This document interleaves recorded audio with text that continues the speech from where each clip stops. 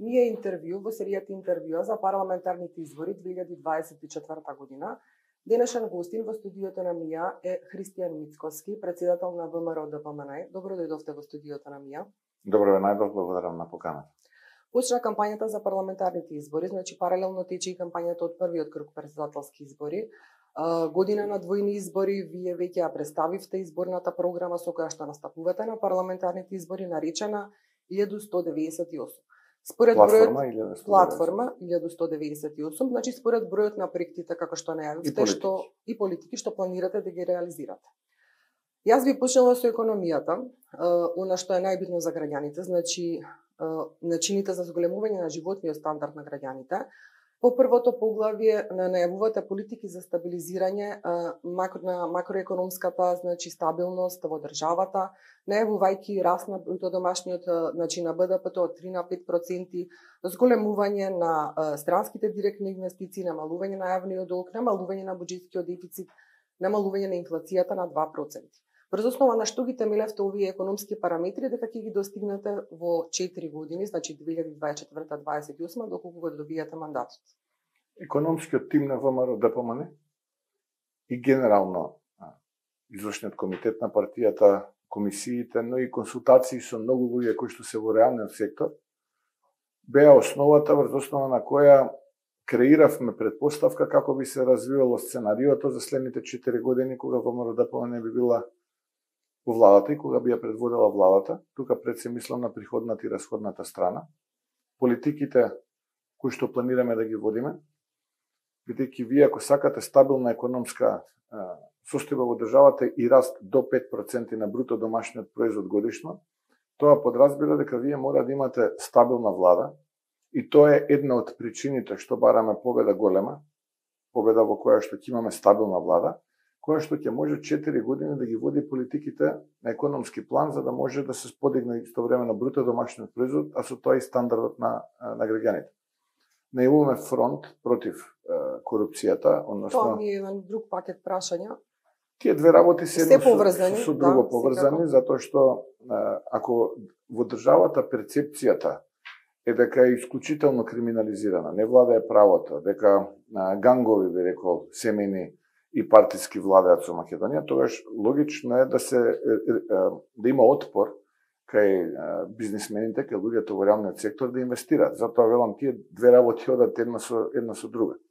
И конечно уште третиот столб, кој што беше исто така еден од оние значајни параметри кои што влијаеше во скреирањето на предпоставката за буџетите во следните 4 години, а тоа е стимулирање на инвестициите, не како што е до сега, што би рекол еден политичар сугерирајќи му на Димитар Ковачевски, туку ќе биде малку поразлично. Ние немаме намера да се занимаваме со стимулирање на, би рекол, потрошувачката, туку ќе ги стимулираме инвестициите и на тој начин ќе се зголемуваат оние параметри кои што ќе треба да носат повеќе приходи во буџетот, од друга страна да имаме контролирани расходи кои што ќе значат раст на бруто домашниот производ. Билите поразлично, едно од вашите ветувања е во следните 4 години да креирате нови 55.000 работни места. Ова е поврзано со новите инвестиции, странски директни инвестиции, имате конкретен некој план секако разработен? Имаме и веќе имаме разговори со наши пријатели кои што се дел од структурата на инвестициски финансиски фондови, држави, се разбира, од каде што очекуваме исклучителна поддршка и помош, да не речем веќе сме сигурни. Свесни сме во каква состојба е денеска буџетот. Свесни сме за неконтролираното трошење кое што сега се случува, затоа ќе има одговорност после 8 мај, ако некој мисли дека така ќе помине оваа работа, се лаже. Свесни сме за недисциплината која што владее во институциите. И имајќи го сето ова во предвид, што го сработевме со нашите пријатели надвор од Македонија. Може ли некој име на држава да ни откријат? Дали имате веќе? Еве го 8 мај, бргу ќе дојде за, би рекол, нешто повеќе од 2 недели од денеска. Ќе бидете сведоци на нешто кое што до сега не се случува во Македонија. Мораме да обезбедиме пари ако сакаме да ги креираме овие 55.000 работни места, односно тие пари да влезат во бизнисот за да може реалниот сектор да ги креира. Многу од бизнисмените, многу од луѓето во реалниот сектор ни велат имаме потреба од луѓе имаме потреба од нови вработувања, сакаме да ги платиме, имаме побарувачка од нашите комитенти, но за жал во овој период сме, би рекол, во гард, затоа што прво сме несигурни со бизнес амбиентот кој што владее во државата во целост, и второ, она кое што за нас е важно е дека практично не владее правото и законите на секаде. Кога сме кај економијата, неодамна беше објавен извештајот на Светска банка за Западен Балкан. Во делот за Македонија како ризик се посочи зголемување на плати во услови на немање на доволно продуктивност. Значи, продуктивноста кај нас како секогаш да е некаков проблем и сметаат дека тоа може да одржи инфлацијата на одредено високо ниво, а вие планирате да ја доведете до 2% во 2028 година, но паралелно, значи, мора како што се зголемуваат платите да се зголемува и продуктивноста. Тоа е нешто што може би за приватниот сектор е попознато, за јавниот сектор може би не толку кај нас. Меѓутоа, како истовремено планирате да ги одржите во баланс овие два параметри, а при тоа нели инфлацијата да биде на одредено посакувано ниво? Погрешните политики на СДСМ и ДУИ изминативе 6,5 години се санираа со пари од буџетот, без да водат сметка каков ефект сето тоа ќе има. Што мислам тука пред се? Еве, земете го Елем, да речеме, поранешно, денешно СМ. СМ беше едно од фирмите кои што вчера беше послучено дека работи во закуп. Да, сега, ако направите пресек со 2017 година, СМ е одлична компанија, со пари на сметка, со нула долгови, со заштеди, бидејќи јас бев во тоа време директор и ги знам параметрите многу јасно, имаше негде околу 1,5 милиарди заштеди, негде 300-400 милиона денара на сметка, исплатена плата, исплатени побарувања за тековниот месец и така натаму. Поради лошото менаџирање со компанијата, поради енормниот пораст на услугите на аутсорсинг компаниите кои што се плаќа, каде што имаме основано сомневање за сторен криминал, огромен, епски, милионски криминал, поради лошото менаџирање со ресурсите. Сметате дека таа непродуктивност е во јавниот сектор? Не, она што го детектира Светска банка? Сакам пример да ви дадам. И сега, сето тоа подразбира дека компанијата е неликвидна, не произведува, односно ако произведувала, да речеме, одредена количина на електрична енергија и таа ја наплаќала, сето тоа е намалено, наплатата за тоа што го произведува е намалена и логично е државата како сопственик да од буџетот интервенира. Тие интервенции се мерат во стотици милиони евра. Затоа велам, кога вие сте неспособни, односно вашиот модел не функционира во пракса, тогаш што правите? Најлесно вие ќе ги трошиме парите од граѓаните. Наместо да завршат тие во капитални инвестиции, тие завршуваат за да покријат неуспешно работење на компаниите како СМ. И замислете, они тоа го книжат како капитална инвестиција. Трансферот кој што оди од буџетот преку Министерството за финансии до СМ денешно поранешно Елем е прикажано како капитална инвестиција. Како вие големите продуктивноста, да пример во јавните, да кажем, предпријатија СМ АД во државна собственост, меѓутоа доколку едно јавно предпријатие работи со успех, а друго работи со неуспех, и тоа е систем, не е тоа од денеска, од вчера, значи тоа што работи со успех ќе го покрие она што работи со неуспех. Дали ќе смените нешто тука во тој систем? Не би рекол дека е тоа нешто кое што е пракса во минатото. Ви дадов таков пример, можеме и за МЕПСО да збориме, ако сакате. Можеме и за многу други јавни предпријатија кои што во минатото биле компании кои што имале добивка, а сега за жал имаат стотици милиони евра загуба. Повторно ќе кажам, лошото менаџирање и основаниот сомнеш за голем криминал и корупција кое што е резултат на работењето на менеджментот на тие компании. Кога говориме за економијата, она што е битно за граѓаните се поголеми плати, без разлика на економските параметри што ние сега ги говориме, но на обичен народен јазик поголеми плати и поголеми пензии. Вие ветувате во програмата поголеми пензии, ветувате 5000 денари за секој пензионер во првата година од вашиот мандат. Од каде ќе ги најдете тие средства? Доколку говорите дека ете ваква состојбата каква што е со буџетот, значи тоа е една поголема категорија на граѓани. Поголеми плати и пензии при константен низок степен на инфлација. Тогаш веќе ние ќе почувствуваме дека подобро живееме. А овие 5000 денари од каде ќе ги обезбедите тие средства? Во нашиот модел, во нашите проекции тие пари се обезбедени. И тие пари ги добијат во првата година од мандатот на идната влада на ВМРО-ДПМН линеарно пензионерите. Следниот пакет прашања ми е корупцијата. Веќе ја начнавме во економскиот дел, бидејќи без земја која што има стабилен правен правосуден систем, која што се бори со корупцијата, нема ни конкретен економски напредок. Значи, корупцијата е слаба точка, можам да кажам, во нашата држава, не само минатата, предминатата, од осамостојувањето до денес. Ние се бориме да застанеме на некои здрави темели. Зошто токму вие ќе успеете да се изборите со корупцијата?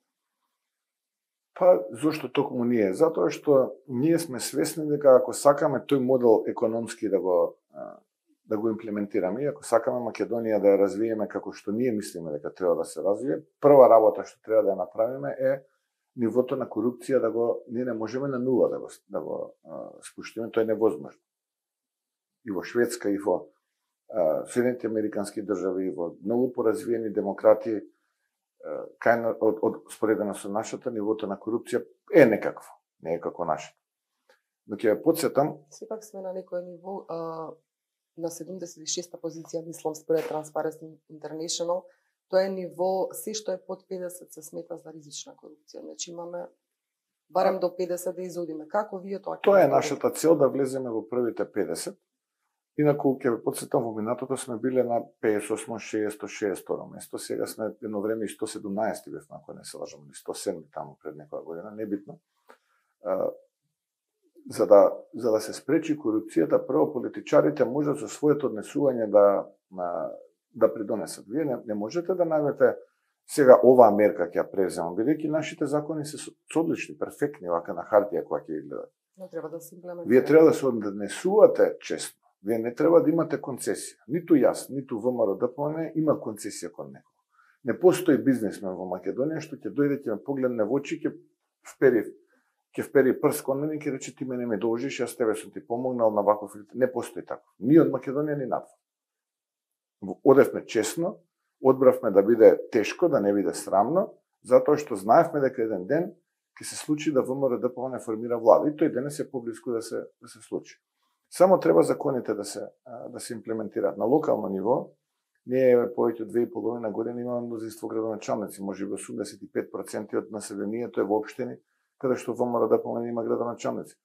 Вие немате сомнеш за сторен криминал или корупција или некаква истрага некој да прави така натаму. И кога разговарате со луѓето од реалниот сектор, тоа искуство ќе ви го споделат. Затоа велам, ние со однесувањето треба да покажеме. Ако вие имате братучеди, браќа, внуци, роднини и така натаму кои што се инволвирани во коруптивни скандали, длабоко инволвирани во коруптивни скандали, тогаш вие ги демотивирате останатите во структурата по вертикала надоле и тие велат, види го овој на грбот наш или на нашата мака се богати. Тоа е најголемиот потек што треба политичарите да го направат.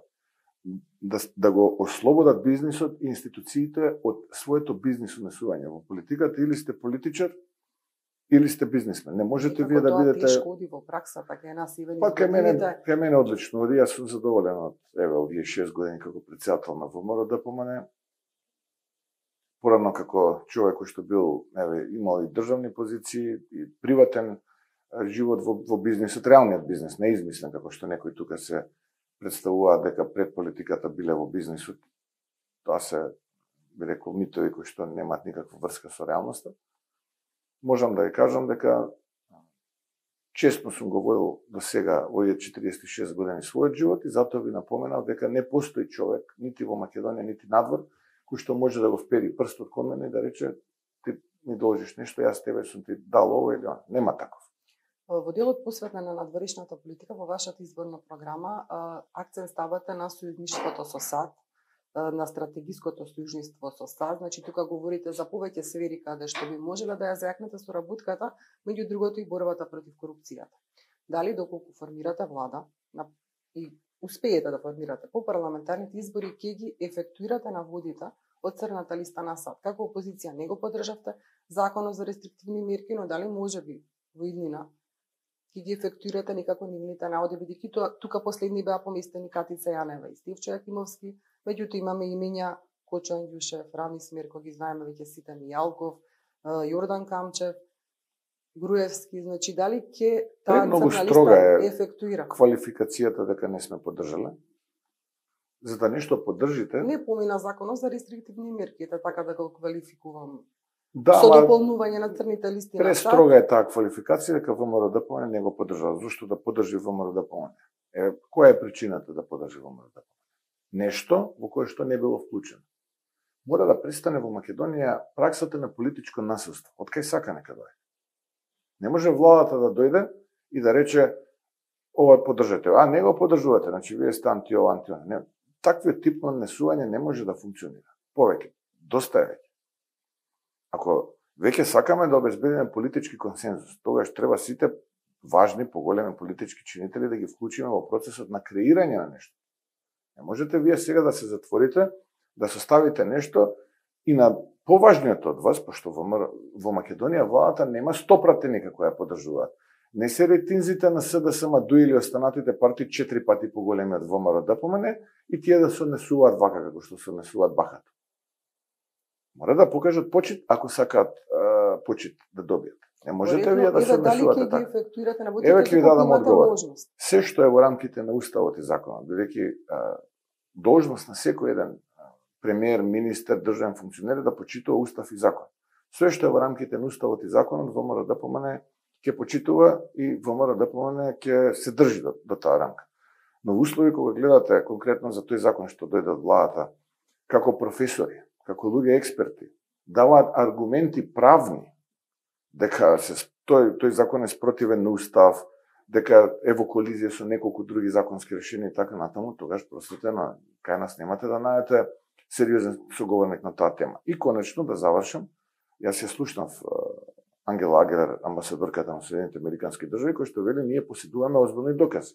Прва работа што едната влада на ВМРО-ДПМН ќе ја направи, ќе седне и ќе побара кои се тие докази да видиме, да дојдат по допрен глас, да има предистрага, истрага и така натаму за нешто кое што представува озбилен доказ, да видиме. Но исто така и ние ќе им помогнеме со докази со кои што располагаме и други лица од Македонија да бидат ставени на црната листа. Така што тоа очекувам да биде двонасочно лице. Во ред верувате изголемени санкции на функционерите во изборната програма, но многумина ви забележаа дека на некој начин тивко го поддржавте донесувањето, односно ги поддржавте измените на кривичниот законник, обезбедувајќи кворум во собранието.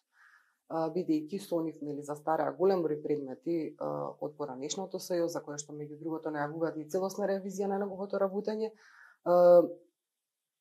Како ќе ми го прокоментирате еве ова, дека вие всушност на некој начин имавте придобивка од овие измени, како партија говорам, не како личност, односно функционери од ВМРО нели беа во тие процеси судски и кои се тие што имавме ние бенефит предмети? Значи така се говореше во јавност, имаше многу предмети од поранешното СЈО во кои што беа Не, ама видете за да нешто се повикуваме и цитираме што се говорело, треба да знаеме што е тоа. Јас ви го поставувам прашањето кои се тие предмети кои што ВМРО-ДПМН имало бенефит. Па застареа сите случаи на СЈО, сега да не ги напоменувам, мислам дека 19 случаи на СЈО пропадна, сега да не ги Каква врска има ВМРО-ДПМН со случаи против физички лица? Значи не е само ВМРО во прашање, значи во прашање се високи функционери. Не, јас вие ми го поставивте прашањето, само дозволете. Мораме да бидеме прецизни, утре ќе го гледаат ова интервју луѓето. Вие рековте ВМРО-ДПМН имало бенефит. ВМРО-ДПМН има два предмета. Едниот е Талир 1, Талир 2. И двата се во процес, ниту еден не е застарен. Со тоа што Талир 2 имаше првостепена пресуда, по жалба на адвокатскиот тим на ВМРО-ДПМН, апелација со насока да престане постапката дека практично нема тука правно дело, го врати процесот во прв степен и прв степен се уште не закажува седница. Тоа се двата, Талир 1 си е во процес. Ниту едниот, ниту другиот се застарени предмети. ВМРО-ДПМН до ден денеска има замрзнат имот. ВМРО-ДПМН е единствената политичка партија во Европа која што со замрзнат имот и блокирана сметка победи на избори и најверојатно сега ќе победи на парламентарни и претседателски. Така што не гледам кој е бенефитот на ВМРО-ДПМН. Ако мислите за некој од случаевите кои што застара, тие ќе видите дека во изминативе 6,5 години многу поблиски беа со коалицијата СДСМ-ДУИ и имаше такви информации во јавноста, веќе ако се повикуваме на такви информации, отколку ВМРО-ДПМН. Неговата нов кривичен законник. Дали апсолутно што ќе содржи, да речеме, тој кривичен законник во однос на злоупотреба на јавна функција? Ќе направиме еден текст на кривичниот законник кој што ќе има јавна дебата, експерти ќе бидат вклучени и ќе го направиме да биде навистина кривичен законник кој што ќе биде согласност европските пракси и она кое што важи во Европа. Сега ние не можеме да менуваме работи во 5 до 12. И со тој нов кривичен законник да им е јасно на граѓаните, сакам да бидам прецизен, да нема некакви очекувања дека со новиот кривичен законник делата кои што се сторени или за кои што има основано сомневање од актуелната влада ќе бидат санкционирани, бидејќи тие секогаш ќе се повикуваат на оној кој што е за нив подобар. Но тоа е лошата вест за граѓаните, добра за овие кои што беа од најкриминалната влада дел на СДСМ и ДОИ. Но лошата вест пак за истите тие протагонисти е добра за граѓаните, што има и други закони, како е законот за кривична постапка и така натаму, каде што има членови кои што заборавија да ги сменат и тие си останаа по тие може повторно да се гонат некои лица кои што стореле кривми дела. Дали ВМРО-ДПМН, ќе се вратам на почетокот од вашето тврдење, според информациите од јавноста правило кворум, не е точно. Тоа го послучија и Па еве, јас ќе ви оставам доказ, лажат. Еве ќе ви кажам, лажат. Што очекувате вие од председателот на државата, освен тоа да биде добар измеќар на СДСМ и на ДУИ, да лаже кога станува збор за ВМРО-ДПМН. Ќе ви дадам слика да ги изброите, присутни се 61 пратеник во салата. Лаже човек. До кога ќе им веруваме на такви медиокритети и ќе се повикуваме? Добре, да, точно, вие сте во право, функцијата му е таква. Функцијата му е председател на држава, па се уште мора да го коментирам уште малку. Лажат, не е точно.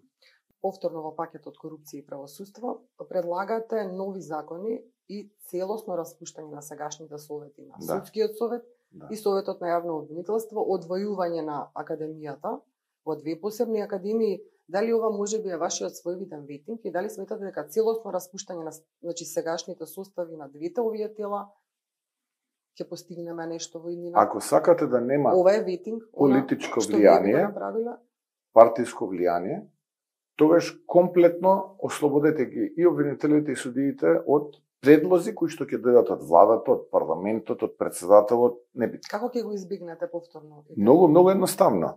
Во законот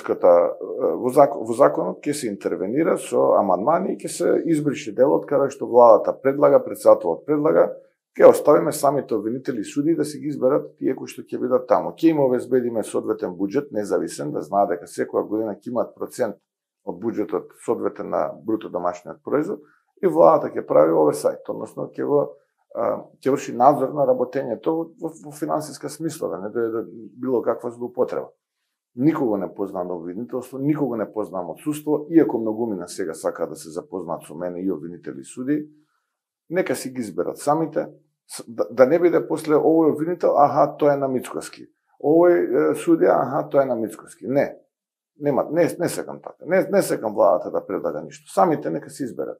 Нека си има од секоја апелацијско подрачје кандидати, нека си гласаат, нека си ги изберат тие кои што мислат дека се најдобри, нека бидат и тие во тие тела во советите и така натаму на обвинители и судскиот совет и нека функционираат. Ние ќе им дадеме како влада буџет, ќе бараме само да се почитуваат законите.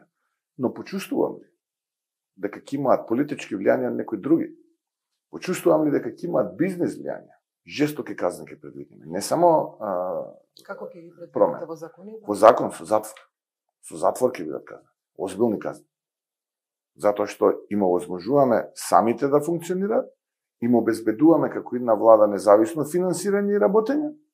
Единствено нешто што бараме е да обвинуваат согласно закон и устав и да судат според закон и устав. Било какво надворешно влијание, политичко, бизнес влијание, немојте да го исклучите и тоа. Многумина бизнисмени имаат озбилно влијание врз суди и обвинители. Барем такви информации до мене стигаат.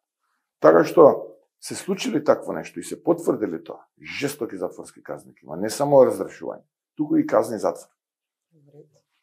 Во вашата програма се посветувате на надворешната политика, во петото поглавје чинам, насловено Патриотизмот обединува. Наведувате, акцентирате дека ВМРО-ДПМН е за евроинтеграција, значи Европската унија стратешко определба. Но исто така наведувате и дека сте свесни дека ќе го наследите тешкиот товар на неодговорниот однос на власт. Ова го цитирам од програмата, кој произведе сериозни проблеми во евроинтеграциите и ја стави државата во почината положба. Во овој контекст, значи, останувате на ставот за неменување на уставот под диктат од трети држави на патот кон ЕУ, меѓутоа ете последното нешто што го слушнавме од Вархеи беше дека треба да се исполнат условите од преговарачката рамка за да ги отвориме поглавијата, да ги почнеме преговорите. Како ќе одиме понатаму на патот кон ЕУ? Дали евентуално планирате, дали е можно да добиеме нова преговарачка рамка? Тоа е прашање кое што честопати провејува низ јавноста деногива. Политичарите од Брисел си имаат своји интереси. Ние си имаме своји интереси. Ние сме бирани од граѓаните и легитимитетот го добиваме од граѓаните. И ние мораме како политичари да се грижиме за иденината на граѓаните. За жал, изминативе повеќе од 3 децении, граѓаните беа секогаш некако во втор план. Повеќе беа личните интереси на политичарите и најчесто стануваа бизнис политичари. Ние сме подготвени да седнеме да разговараме со секој, бидејќи не бевме вклучени во процесот. И тука апелиравме и кажавме направивте клучната грешка. Дали ќе ја вклучите ако вие формирате влада следната опозиција во процесот? Апсолутно. Никаква дилема нема. А каков процес станува? Збор вие велите, колку што ја читав јас програмата, легални и легитимни алтернативи нудите во согласност со меѓународното право и принципи и велите одложена примена на уставните измени. Значи, откако ќе ги затвориме поглавијата, тогаш да ги спроведеме уставните измени. Дали правилно го разбирам ова, да појасниме за јавноста, а како тоа ќе го реализираме, ќе ги убедиме 27 земји членки? Бидејќи тие ни велат од Брисел порака ни праќаат, тоа е во преговарачката рамка, уставните измери, внесете ги бугарите во уставот, отвараме поглавија, да, гаранција, можеби нема стрикна, нели за понатаму, меѓутоа тоа е патот кој што во моментот го гледам. Како ќе постапите еве, доколку имате можност? Затоа што така сме постапувале, се наоѓаме во оваа положба во која што сме безизлезни. И затоа што секогаш тие од Брисел наоѓале овдека медиокритети и оделе по линија на помал отпор, да им подпишуваат се што сакаат, за да нивната дипломатска кариера во Брисел оди нагорна линија, а за жал ние како народ губиме и се празни Македонија поради разочарувањата и безперспективноста во која што ваквите политичари лекомислени ја доведат државата. Затоа се наѓа на оваа причина. Јас немам намера. Еве ви кажувам, немам намера. Ви имате контакти, одите во Брисел, неудамна во земја. Ова е мојот став. Ја не сум слушнал ниту еден аргумент на европски политичар кој што го совладал мојот аргумент. Првиот момент кој ќе го слушнам, видете, ако мислите на диктатот, тоа не го прифаќам. Но тоа е во преговарачката рамка, како ќе го смени да тоа? Што е во преговарачката рамка? Значи, измената на уставот и почеток на преговорите по поглави. Затоа ние велиме одложена примена на уставните измени, бидејќи досега направивме многу, како никој од сите земји кои што станаа членки на Европската унија. Менувавме имиња, презимиња, знаме, рамковни, вакви, такви, секакви договори за таа Европска иднина и сите ни велеа уште ова само направете го и готово. Вие ќе бидете земја членка на ЕУ. Бидејќи вие не си го државте зборот, оваа генерација политичари во ВМРО ДПМН нема намера повеќе да влегува во таков тип на авантура. За нас гаранција е кога ќе се заврши процесот на преговори, бидејќи тогаш во заклучоците не стои дека треба да се ефективни сега, или да се заврши процедурата. Но имаме ние можност, правна можност. Лажат тие кои што викаат дека нема таква можност. Има многу држави, меѓу кои Франција, Унгарија и така натаму, каде што имало одложено дејство на уставни измени. И ние, или тие што тоа го кажуваат, или имаат елементарно непознавање, или лажат кои што велат дека тоа е невозможно. Има такви примери. Дали сте имали такви разговори во Брисел? Апсолутно. Неодамна Питер Баер во едно интервју посочи дека го разбира вашиот став, дека сте разговарале повеќе пати, дека го разбираат и другите во Брисел, дека сте проевропско ориентирани, дека тука нема сомнение, но и дека ќе морате да ги зголемите напорите, го цитирам, за возвоставување кредибилитет, дека стоите зад уставните измени, а неговите очекувања се дека до крајот на годината ќе бидат усвоени. Како да ги Ама не стојаме за уставните измени. Јас не велам дека стојам. Вакви какви што се, никогаш нема да ги прифатам. Но вие сте рекле повеќе пати, вие не сте против внесувањето на бугарите во уставот. Вие сте против овој начин. Како човек сум космополит. и немам против никој граѓанин во Македонија. Но која е причината сега да ги внесеме бугарите во уставот? Еве кажете ми, што е причината? Нарушени им се човековите права на тие неколку стотини граѓани на Македонија кои што за себе викаат дека се бугари? Кој е одговорен за да оцени дали нечии права се нарушени? Судот за човекови права во Страсбур. 14 пресуди имаме. Точно. За нарушени човекови права на македонската земница во Бугарија и 0 за бугарската земница во Македонија. Значи не станува за некакви човекови права. Тогаш што е проблемот? Зошто ние би ги ставиле кога нашиот устав е многу јасен? Не вели дека Македонија е држава во која што правата ги уживаат македонскиот, албанскиот, турскиот, српскиот, бошњачкиот и ромскиот народ, точка, туку вели покрај овие и останатите. Во тие останатите се сите останати кои што се граѓани на Македонија. Јас не гледам зошто ние би требало сега ова да го направиме. Што е причината? Еве некој нека ми даде аргумент, види Христијан, тоа е причината. Од друга страна, Бугарија е држава која што е ратификувала Конвенцијата за заштита на човековите права и не сака да примени одлука на Судот за човекови права кој што е европска институција и кој што патем речено, заедно со мислењата на Венецијанската комисија, се услов според онаа новата методологија која што е усвоена во процесот на преговори со Европската унија. Еве нека ми објасни некој логиката. Кажете ми што е прашањето. Затоа што Димитар Ковачевски потпишал за да биде 2 години премиер. Затоа што прифатил Али Ахмети бидејќи не му е гале за македонскиот идентитет и народ и за да може да краде, бидејќи му одговара партнер како Димитар Ковачевски за премиер. Тоа не е образложение. Еве кажете ми што е стратешката причина.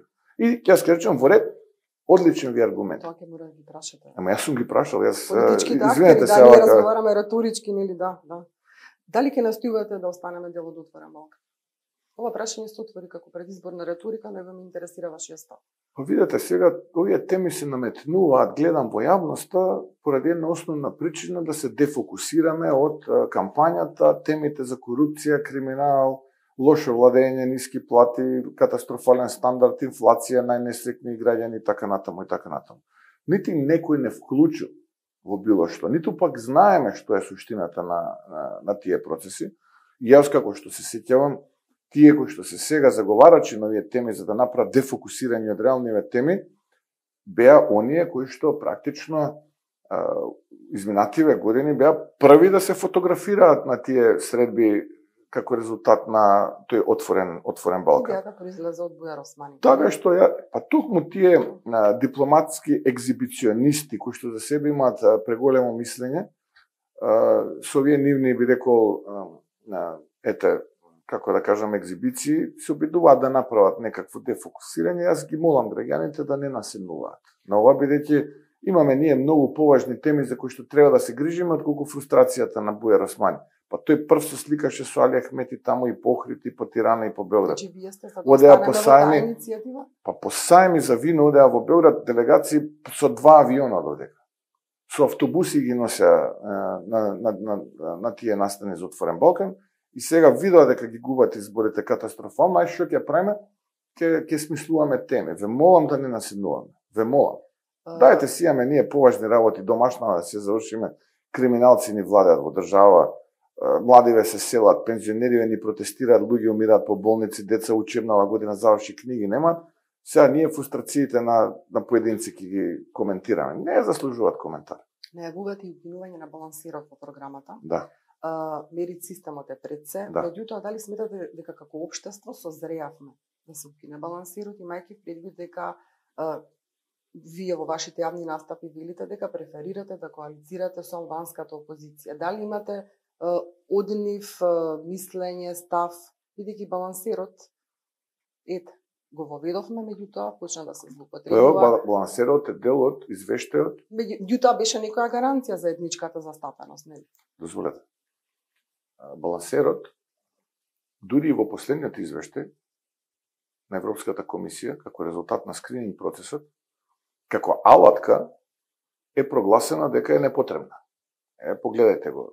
Ако Маречич го презентира, ќе видите таму дека Европската комисија препорачува да се избрише балансерот, бидејќи тој за правилната застапеност на помалите етнички земници, кога бил донесен, ја исполнил својата цел и сега веќе предизвикува повеќе вика пречка, constraint, отколку што има added value, односно дадена вредност. Така што самата Европска комисија тоа вели. Според податоците од последниот попис, вели, можеме да заклучиме дека имаме правилна застапеност на помалите етнички заедници во рамките на администрацијата и јавните предпријатија. Точка. Сега, ако тоа Европската комисија ни окажува дека тоа создава фрустрација, тогаш не гледам причина зошто некој би се противел на тоа да оваа алатка биде избришана и да се имплементира мерит системот. Затоа ни се селат луѓето. Затоа што за некој така барем ме чувствуваат Македонија, бидејќи јас сум професор, деца кога ќе дипломираат, најголемиот дел ни велат да си одиме од овдека бидејќи не гледаме перспектива.